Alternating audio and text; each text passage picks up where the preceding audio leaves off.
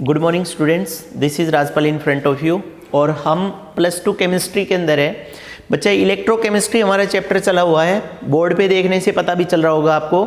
Last video जिस lecture पर हमारी थी, जो आज की वीडियो कंटिन्यू है सेम टॉपिक के ऊपर, वो हमारे पास है इलेक्ट्रोकेमिकल सेल।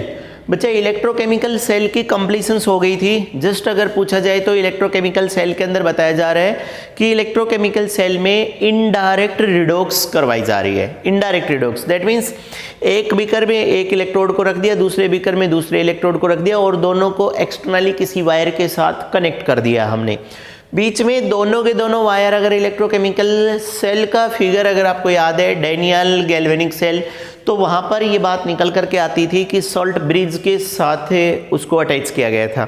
एक बात आपको बता दें, Daniell cell zinc oblique copper sulphate solution, कभी कभी ऐसा भी बोलते हैं zinc plus copper sulphate solution.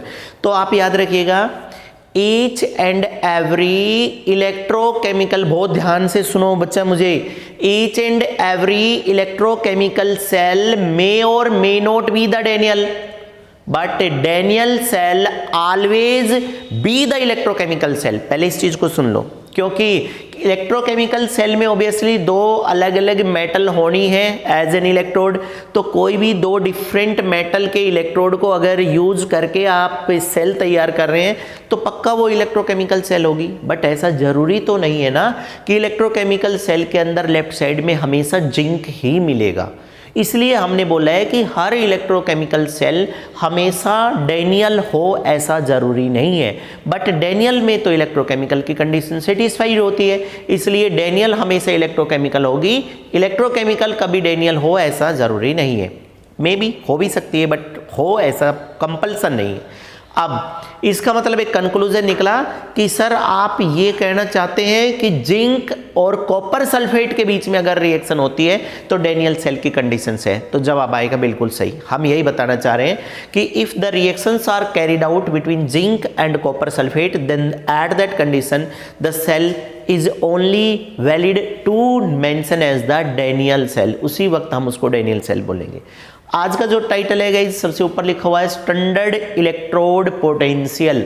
Standard electrode potential बहुत प्रीसियस लेक्चर है आज का।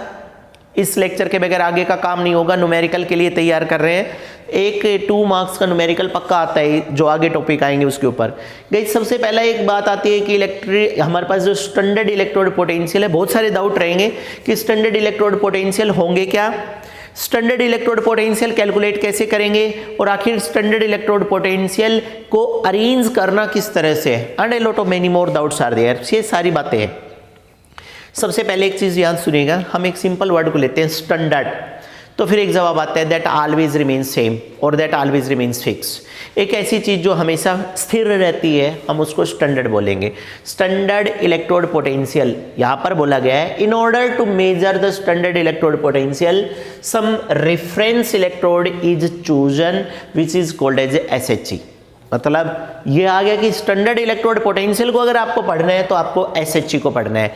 SHE स्टैंडर्ड हाइड्रोजन इलेक्ट्रोड, और बच्चा कभी कभी कई बुक में इसकी जगह पर NHE भी लिखा हुआ होता है, नॉर्मल हाइड्रोजन इलेक्ट्रोड और स्टैंडर्ड हाइड्रोजन इलेक्ट्रोड। तो पहली एक बात, क्योंकि बोला गया है स्टैंडर्ड इलेक्ट्रोड पोटेंशियल मेजर करने के लिए हमें स्टैंडर्ड रिफरेंस इलेक्ट्रोड को लेना पड़ेगा। कुछ चीजें रिफरेंस होंगी, रिफरेंस मीन्स किसी चीज का एक सूचक होगा कि दैट इज देयर, वो फिक्स है।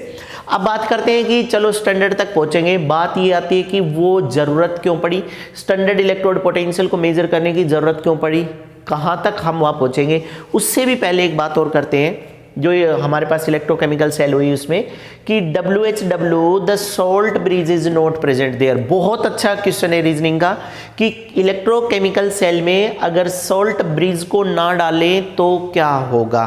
अगर 1 मार्क्स में क्वेश्चन आता है तो गाइस जवाब भी बिल्कुल सीधा है, if salt bridge is not present there, ध्यान से सुनना लैंग्वेज को, if salt bridge is not present there then electrochemical cell not capable to work properly forever एवर। मतलब इलेक्ट्रोकेमिकल सेल हमेशा की तरह से काम नहीं कर पाएगी। पहला डाउट बाइफर्केशन लैंग्वेज में जवाब दिया गया है, सेल आगे काम नहीं कर पाएगी। इट मीन्स सेल काम कर रही है, if salt bridge is not present there, तो फिर जवाब आ रहा है कि सेल आगे काम नहीं कर पाएगी। इसका मतलब एक बार सेल ने काम किया है, तो जवाब आएगा यस। अगर सोल्ट ब्रिज नहीं है तब भी एक बार तो इलेक्ट्रोकेमिकल सेल ईएमएफ या करंट पैदा करती है, बट उसके बाद वो आगे पैदा नहीं करती। 1 मार्क्स में क्लियर हो गया। गाइस अगर 2 मार्क्स में रीजनिंग में पूछे कि अगर सोल्ट ब्रिज नहीं हुआ तो क्या होगा, तो फिर हमारे पास 2 जवाब है। पहला, suppose salt bridge is not present there और आपकी जिंक ने 2 इलेक्ट्रॉन लूज करके जिंक 2 यूनिट पॉजिटिव दे दिया सॉल्यूशन में, और 2 इलेक्ट्रॉन्स आपके इनिशियल स्टेज में इधर चले भी जाएंगे कैथोड की तरफ। 2 इलेक्ट्रॉन अगर कैथोड की तरफ गए तो कैथोड से करंट एनोड की तरफ आ भी जाएगा। पहला ओवर हो गया, दैट मीन्स सेल ने काम कर दिया। इस तरफ हमारे पास SO4 नेगेटिव बन गए और 1 यूनिट कॉपर यहाँ पर डिपॉजिट हो गया।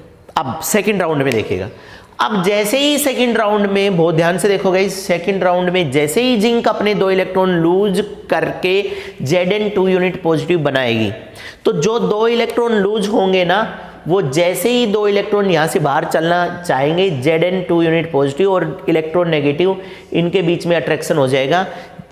सॉल्यूशन के ऊपर फ्लोट करने वाला पॉजिटिव चार्ज इलेक्ट्रॉन को अपने से दूर नहीं जाने देगा। इट मीन्स इलेक्ट्रॉन नहीं जाएंगे तो करंट नहीं आएगा, सेल ने वर्किंग बंद होगी। बट मान लो जब तक जिंक 2 यूनिट पॉजिटिव एक प्रॉपर इंटरेक्शन क्रिएट करते, तब तक ये दूसरे वाले भी 2 इलेक्ट्रॉन इधर चले गए, सपोज चले गए। तो अगर इधर चले गए तो कोई बात नहीं, इस वाले बीकर के सरफेस के ऊपर SO4 2 यूनिट नेगेटिव फ्लोट कर रहा है, आने वाले इलेक्ट्रॉन है, और इधर SO4 2 यूनिट नेगेटिव, आने वाले इलेक्ट्रॉन और नेगेटिव नेगेटिव नेगेटिव में रिपल्सन। या तो 2 इलेक्ट्रॉन इधर से इधर जाएंगे ही नहीं, और चले भी गए तो नेगेटिव नेगेटिव रिपल्सन होने के कारण एटलीस्ट इस बीकर के अंदर एंटर नहीं कर पाएंगे। तो फिर क्या होगा, सेल के अंदर करंट फ्लो नहीं करेगा और सेल की वर्किंग स्टॉप कर गई। इट मीन्स हमने जो बोला था कि अगर सोल्ट ब्रिज नहीं है तो सेल काम नहीं करेगी आगे। क्यों नहीं करेगी, उसका जवाब आ गया। अब आप एक काम करो, यही जैसी कंडीशन हो रही है, आप सोल्ट ब्रिज डालो इसमें। सोल्ट ब्रिज डालते ही क्या होगा, जैसे ही आपने यहाँ से सोल्ट ब्रिज डाला, सोल्ट ब्रिज डालते SO4 2 unit negative salt bridge से इधर आएंगे। इधर आते ही इधर कौन है, इधर Zn2 यूनिट पॉजिटिव पहले से फ्लोट कर रहे हैं। इधर से कौन आ गए, SO4 2 यूनिट नेगेटिव आ गए। तुरंत न्यूट्रल होकर के क्या बना देंगे, ZnSO4 बना देंगे। सॉल्यूशन का लेवल थोड़ा सा बढ़ गया और इधर का थोड़ा सा कम हो गया। इट मीन्स ये बात तो बिल्कुल कंफर्म हो गई जो हम कह रहे थे कि अगर इलेक्ट्रोकेमिकल सेल के अंदर सोल्ट ब्रिज नहीं है तो 2 अलग अलग लेवल पे बात करेंगे। अगर सोल्ट ब्रिज नहीं है तो सेल आगे काम नहीं कर पाएगी, थोड़ी देर के लिए तो काम करेगी, आगे नहीं करेगी। उसके दोनों रीजन बता दिए, या तो जिंक की रोड जिंक के 2 यूनिट पॉजिटिव बनाने के बाद इलेक्ट्रॉन को लूज नहीं कर पाएगी, कर भी दिया तो आगे नहीं जा पाएंगे, चले भी गए तो SO4 उसको रिपेल करके वापस भेज देगा। This is there. ये जो उसके बाद हमारे पास एक बात आती है कि सर SHG के बारे में बोलेगा आप कि SHG क्या है। तो गाइस SHG लोगों ने इस तरह से डिजाइन कर रखा है।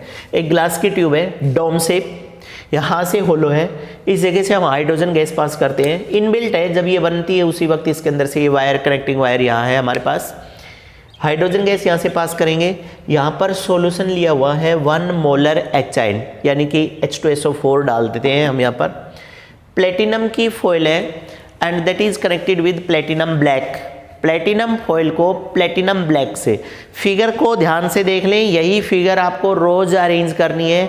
SHG है हमारे पास, ये जो प्लेटिनम फॉइल है, प्लेटिनम फॉइल को प्लेटिनम ब्लैक से कोट किया हुआ है। जवाब है to increase the electrical conductivity, electrical conductivity बढ़ाने के लिए।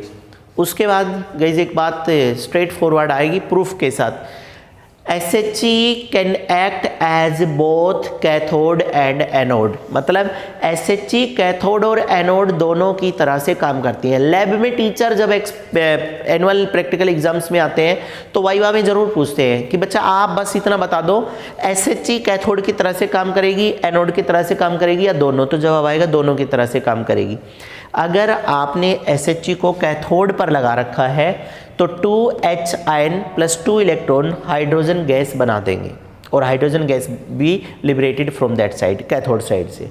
और अगर आपने SHE को एनोड पे लगा दिया है तो जो हाइड्रोजन गैस आप पास कर रहे हैं डोम शेप ज्योमेट्री के अंदर से, that get be split out into 2H positive and +2 electron. It means both oxidation and reduction reaction may occurs within the SHE, hence SHE can be used as a cathode as well as anode। फिर एक बात आती है कि अगर SHE, अब थोड़ा सा तो इंडिकेशन मिल रहा होगा कि हम SHE को रेफरेंस मानेंगे, एक निश्चित मानेंगे, रेफरेंस मानेंगे। तो कह रहे हैं कि अगर आप SHE को रेफरेंस मानेंगे तो according to statement reference electrode are those which have a particular value of the electrode potential. Reference electrode ऐसे इलेक्ट्रोड होंगे जिनके अंदर एक डेफिनेट अमाउंट मिलेगा इलेक्ट्रिक पोटेंशियल का। तो कह रहे हैं कि SHE का कितना होगा, तो गाइस याद रखें SHE का इलेक्ट्रोड पोटेंशियल 0.00 वोल्ट होता है, ये स्टैंडर्ड है। इसका मतलब अब बात सामने आ रही है, किसी भी इलेक्ट्रोकेमिकल सेल में जब हम उसका इलेक्ट्रोड पोटेंशियल निकालते हैं तो कैथोड और एनोड दोनों का इकट्ठा आता है। तो अब बात निकल करके आई, सर समझ गए हम क्या कहना चाह रहे हैं। इलेक्ट्रोकेमिकल सेल का अगर इलेक्ट्रोड पोटेंशियल निकालेंगे तो कैथोड और एनोड दोनों का आएगा। हमने क्या कर दिया, या तो कैथोड या एनोड दोनों में से किसी एक के साथ SHE को लगा देंगे। SHE का 0 है, हमारे पास पूरी सेल का आएगा। सेल में एक तरफ SHE है, पूरी सेल का आ गया। SHE का 0 है तो ऑब्वियसली किसका आया, किसी दूसरे टर्मिनल पोटेंशियल का निकल करके आ गया। आप समझ रहे हैं मेरी बात को बच्चा। इलेक्ट्रोकेमिकल सेल में जिंक और कॉपर जो दो हैं उनमें से या तो जिंक की जगह पर या कॉपर की जगह पर आप दोनों में से एक इलेक्ट्रोड को प्लेस कर दीजिएगा एज एन SHE की तरह से। तो क्या आएगा, because we can capable to detect the electrode potential of an electrochemical cell. एक इलेक्ट्रोकेमिकल सेल का निकालेंगे, but in the cell one electrode is as SHE। एक इलेक्ट्रोड हमारा SHE है। अगर एक इलेक्ट्रोड SHE है and SHE how the 0 value, complete cell का निकलेगा, SHE का 0 है तो ऑब्वियसली दूसरे का निकल करके सामने आ जाएगा। इट मीन्स आप समझ रहे हैं, so we can capable to calculate the electrode potential of that terminal. हम उस टर्मिनल का इलेक्ट्रोड पोटेंशियल फाइंड आउट कर देंगे। गाइस ध्यान से देखिएगा and take a screenshot about the SHE। आप SHE के बारे में देख सकते हैं।